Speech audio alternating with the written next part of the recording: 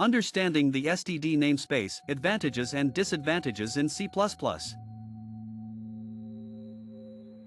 C++ is a powerful and versatile programming language, widely used for systems programming and game development. One essential feature of C++ is the namespace, which helps avoid naming conflicts. Among the various namespaces, the std standard namespace is arguably the most frequently used, housing much of the C++ standard library. In this guide, we will delve into the different approaches to using the std namespace and discuss their respective advantages and disadvantages. This information is pivotal for intermediate to advanced C++ users aiming to manage their code effectively.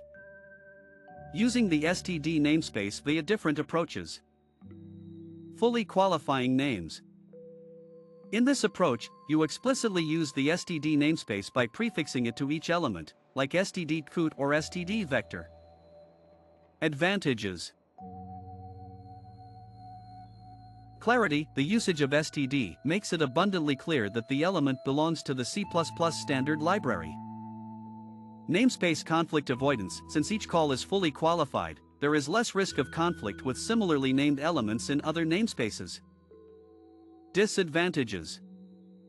Verbosity. Repeatedly qualifying names with std can lead to cluttered code, especially when utilizing many standard library features.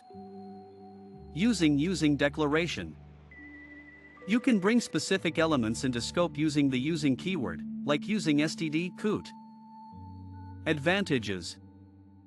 Avoids verbosity. It allows for cleaner code since std is not needed for each usage. Selective scoping. You control which specific parts of std are made available, minimizing potential conflicts. Disadvantages. Potential for conflict. If the named entity is used from multiple namespaces, it can lead to ambiguity. Limited readability. New readers of the code might not immediately recognize where an unqualified name originates from. Using namespace std. This approach imports all elements of the std namespace into the current scope.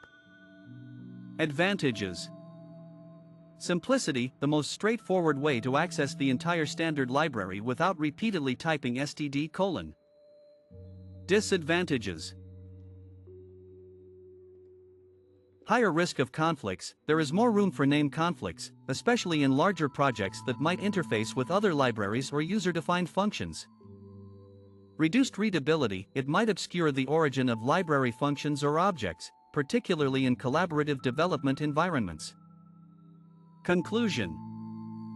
The approach you choose for using the std namespace should be influenced by the context of your project. For example, in smaller scopes or educational demonstrations, using namespace std might suffice for simplicity. However, in larger professional projects, the best practice often leans towards either fully qualifying names or using selective using declarations to better manage potential conflicts and maintain clarity within the codebase. Balancing these methods according to your project's needs will lead to more readable and error-resilient code.